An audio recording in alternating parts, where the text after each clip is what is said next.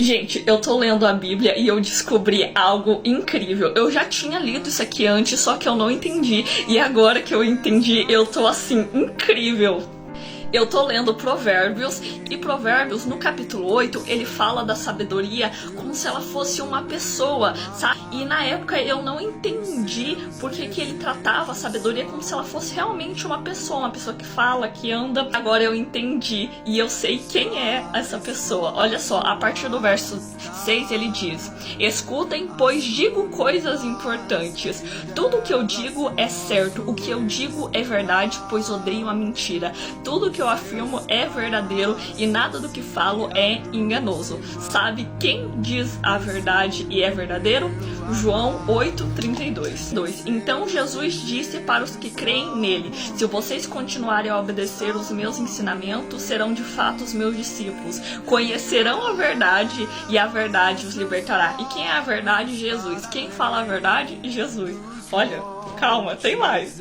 Para as pessoas que têm compreensão, tudo é claro, tudo é fácil de entender para quem é bem informado. Aceite os meus ensinamentos em vez de prata e o meu conhecimento em vez de lugar de ouro. Sabe quem tem entendimento? Mateus 13:11. Verso 13. É por isso que eu uso parábolas para falar com pessoas. Jesus estava falando. Porque elas olham e não enxergam, elas escutam e não ouvem, e nem entendem. E assim acontece com essas pessoas o que disse o profeta Isaías. Lá em Isaías de novo.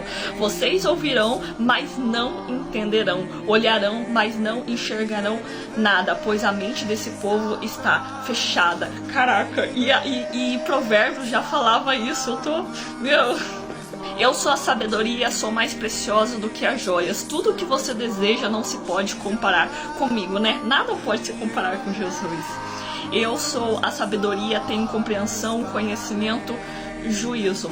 Temer a Deus é odiar o mal, ou seja, fazer o que é certo. E Jesus fazia o que era certo. Eu odeio o orgulho e a falta de modéstia, as palavras falsas. Aqui ele estava falando lá de Mateus 7:15, dos falsos profetas. Eles chegam disfarçados de ovelhas, mas por dentro são lobos selvagens. Vocês os conhecerão pelo que eles fazem, porque os espinheiros não dão uva e os pés de urtigos não dão figos. Assim toda árvore boa dá frutos bons e a árvore que não presta dá frutos ruins. Aqui ele estava falando do falso profeta, dos falsos cristãos. Cara, eu tô assim, nossa, vou continuar. Eu ajudo os reis a governarem e os governantes a fazerem boas leis. Os governadores governam com a minha ajuda e também todas as autoridades e pessoas importantes da terra. Por quê? Porque Jesus é o mestre dos mestres. Eu amo aquele que me ama e quem me procura acha.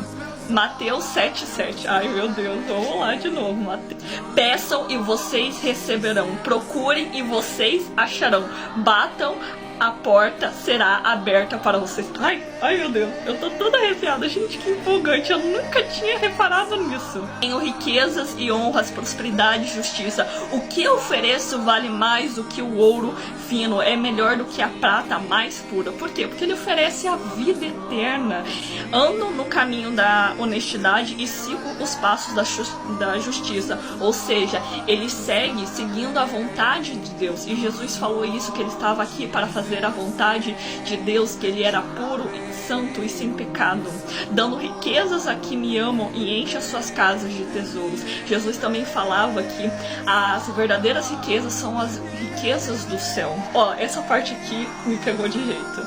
O Senhor Deus me criou antes de tudo, antes das suas obras mais antigas. Eu fui formado há muito tempo, no começo, antes do princípio do mundo. Nasci antes dos oceanos, quando ainda não havia fontes de água. Nasci antes das montanhas, antes do morro serem colocados nos seus lugares.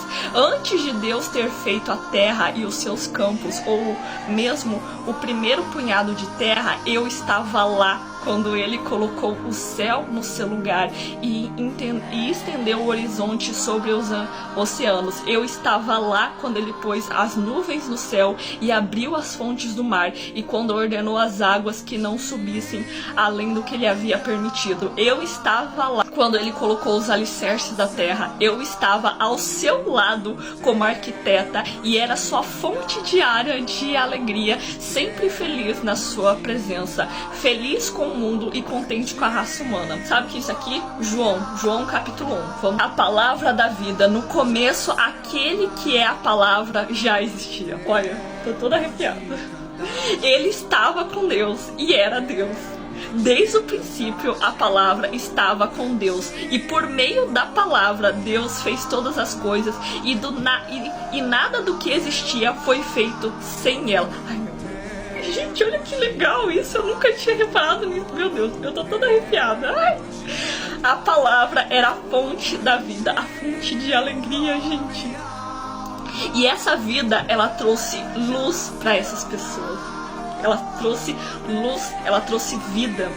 A luz brilha na escuridão e a escuridão não conseguiu apagá-la. Nossa, eu tô toda arrepiada, gente. Que legal. Olha que incrível. Eu nunca tinha reparado nisso, porque quando eu li a Bíblia a primeira vez, eu li Provérbios. Eu li isso aqui, eu não entendi, porque eu achava que ele estava falando como se fosse uma pessoa real, e realmente ele fala como se fosse uma pessoa. Eu achei que era uma metáfora para dizer da sabedoria de Deus, que Deus é quem age, que a sabedoria só vem de Deus, e com a sabedoria Deus criou todas as coisas, ou no máximo era uma metáfora para o Espírito Santo, que nem eu. Só que não, cara. O que eu cheguei à conclusão é que Jesus é a sabedoria, e Provérbios, ele ensina a sabedoria para viver. E quem é o nosso modelo perfeito de vida? Jesus. E sabe o que é mais incrível? É que eu li Provérbios 4 anos atrás, que é o tempo que eu sou de convertida. E mesmo depois de 4 anos, toda vez que eu leio a Bíblia, eu ainda me surpreendo. Eu ainda aprendo coisas novas. Cara, Deus é bom, Deus é incrível e Ele continua nos surpreendendo.